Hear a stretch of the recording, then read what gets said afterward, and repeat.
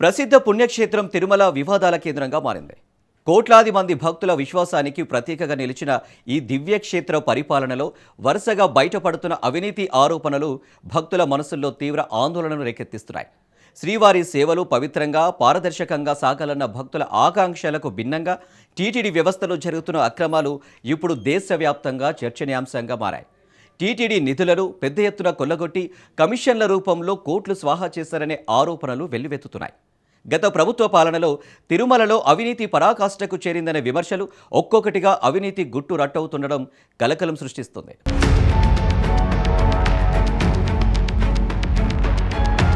ఆ దేవదేవుని దర్శనార్థం నిత్యం వేల సంఖ్యలో భక్తులు తిరుమలకు తరలివస్తూ ఉంటారు. టీటీడీ చరిత్రలోనే ఎన్నడూ లేని విధంగా లడ్డూ ప్రసాదం తయారీలో కల్తీ నెయ్యి వాడకం ఆరోపణలు తెరపైకి రావడంతో తీవ్ర వివాదం చోటు చేసుకుంది. కోట్లాది భక్తులు శ్రీవారికి సమర్పించే హుండీ విరాళాలతో అత్యుత్తమ నాణ్యత గల పదార్థాలు కొనుగోలు చేయాల్సి ఉండగా కల్తీ నెయ్యిని వినియోగించారనే ఆరోపణలు తీవ్ర కలకలం రేపే.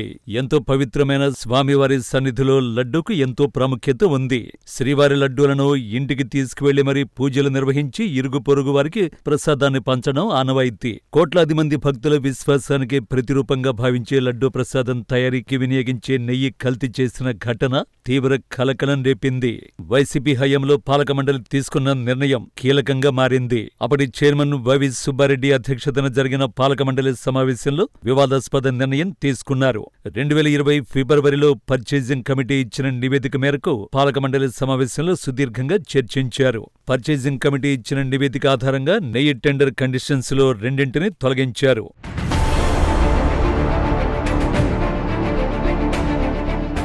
కండిషన్ నంబర్ 19-20 పూర్తిగా తొలగించారు. టెండర్లో అర్హత పొందాలంటే కండిషన్ నంబర్ 19కి అనుగుణంగా పాల సేకరణపై ఆధారపడి ఉంటుంది. ఏడాది కాలంగా రోజుకు 4 లక్షల లీటర్ల పాలను డైరీ సేకరించి ఉండాలి. ఆ రికార్డ్స్, రిటర్న్స్ ను సబ్మిట్ చేయాల్సి ఉంటుంది. అందుకు అనుగుణంగా నెయ్యి ప్రాసెస్ ఆధారంగా కండిషన్ నంబర్ 20ని రూపొందించారు. ఏడాది కాలంలో మార్కెట్లో అవసరాల కంటే నెయ్యిని 8 టన్నులు అదనంగా తయారు చేసే ఉత్పత్తి సామర్థ్యాన్ని కలిగి ఉండాలని 2 కండిషన్స్ చెప్తున్నాయి.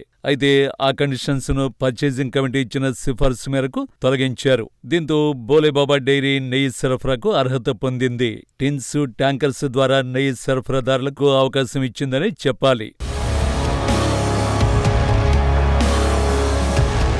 అయితే నవంబర్ 14, 2023లో జరిగిన పాలక మండలి సమావేశంలో నెయ్యి విషయంలో మార్పులు తెచ్చింది అప్పటి పాలక మండలి. టెండర్లోని ముందస్తు అర్హతలో టెండర్ కండిషన్స్ మార్చాలని అప్పటి పర్చేజింగ్ కమిటీ సూచనలు చేసింది.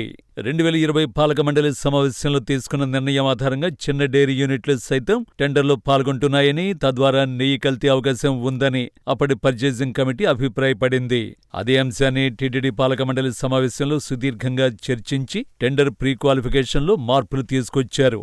తిరిగి కండిషన్ నంబర్ 19-20లను పోలిన అంశాలు చేర్చేలా చర్యలు తీసుకున్నారు. డైరీ ఫీల్డ్లో 5 సంవత్సరాల అనుభవంతో పాటు జాతీయ టెండర్దారులైతే ఒక్కరోజులో 4 లక్షల లీటర్ల పాల సామర్థ్యాన్ని కలిగి ఉండాలని, 1500 కిలోమీటర్ల దూరంలో ఉంటే 2 లక్షల లీటర్ల సామర్థ్యం, ఏపీలోని డైరీ అయితే 1 లక్షకు తగ్గకుండా ఉండాలని ప్రతిపాదించారు. జాతీయ టెండర్దారులైతే నెలకు 360 టన్నుల నెయ్యి సరఫరా సామర్థ్యాన్ని కలిగి ఉండాలని, 1500 కిలోమీటర్ల దూరంలో ఉంటే 180 టన్నుల సామర్థ్యం, ఏపీలోని డైరీ అయితే 90 టన్నులు తగ్గకుండా ఉండాలని ప్రతిపాదించారు. ఈ కల్తీ నెయ్యి కేసులో సిబిఐ నేతృత్వంలోని సిట్ అధికారులు విచారణ సాగిస్తున్నారు. ఇప్పటికే కల్తీ నెయ్యి తయారు చేసిన డైరీ యాజమాన్యాలను, అందుకు సహకరించిన టీటీడీ ఉద్యోగులను అరెస్ట్ చేసి విచారిస్తున్నారు. అయితే దోషులపై కఠిన చర్యలు తీసుకోవాలన్న డిమాండ్లు వినిపిస్తున్నాయి.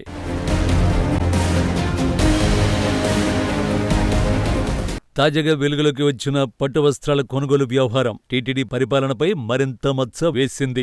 సాధారణంగా మార్కెట్లో 100 నుంచి 400 వరకు ధర ఉండే పట్టు వస్త్రాల్ని ఒక్కొక్కటిగా 1400 వరకు చూపించి కొనుగోలు చేశారన్న ఆరోపణలు వెల్లువెత్తుతున్నాయి.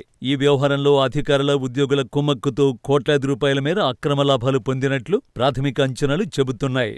దాదాపు 54 కోట్లకు పైగా నష్టం వాటిల్లినట్లు సమాచారం. భక్తుల సమర్పణలతో నడిచే సంస్థలో ఇలాంటి అవినీతికి తావివ్వడం అత్యంత దురదృష్టకరమని విమర్శలు వెల్లువెత్తుతున్నాయి.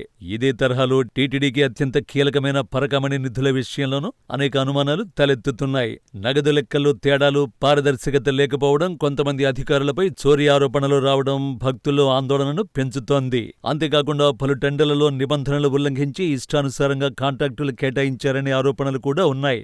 బోర్డు హాస్పిటల్ డైరెక్టర్పై వచ్చిన అక్రమాల ఆరోపణలు ఈ వివాదాలకు మరింత ఆజ్యం పోసాయి. ఈ అంశాలపై ఈవోకు భక్తులు ఫిర్యాదులు చేసినప్పటికీ తక్షణ చర్యలు లేకపోవడంపై విమర్శలు వినిపిస్తున్నాయి. చోటు చేసుకుంటున్న ఈ వరుస వివాదాలు శ్రీవారి సేవల పవిత్రతపై ప్రశ్నార్థకంగా మారుతున్నాయి. దర్శనం నుంచి ప్రసాదం వరకు ప్రతి అంశంలో నాణ్యత తగ్గిపోకూడదని భక్తులు కోరుకుంటున్నారు. అవినీతి ఆరోపణలు నిర్ధారణైతే దోషుల్ని ఎంతటి స్థాయిలో ఉన్నా కఠినంగా శిక్షించాలన్న డిమాండ్ బలంగా వినిపిస్తోంది. ఈ పరిస్థితుల్లో ప్రభుత్వం, టీటీడీ బోర్డు తక్షణమే జోక్యం చేసుకుని సమగ్ర విచారణ చేపట్టాలని భక్తులు, సమాజం కోరుతున్నారు. స్వతంత్ర సంస్థలతో దర్యాప్తు జరిపి పూర్తి నిజానిజాలు బయటపెట్టాలన్న అభిప్రాయం వ్యక్తమవుతోంది. శ్రీవారి క్షేత్రానికి సంబంధించిన ప్రతి రూపాయి భక్తుల విశ్వాసంతో ముడిపడి ఉన్నదని గుర్తించి ఇకనైనా పారదర్శక పాలన అమలు చేయాల్సిన అవసరం ఉందన్న భావన బలపడుతోంది. శ్రీవారి ఆశీస్సులతో నడవాల్సిన తిరుమల పరిపాలన అవినీతి ఆరోపణలతో కుంగిపోకుండా ఉండాలంటే కఠిన నిర్ణయాలు తీసుకోవడం తప్పనిసరి అన్నది భక్తుల ఆకాంక్ష.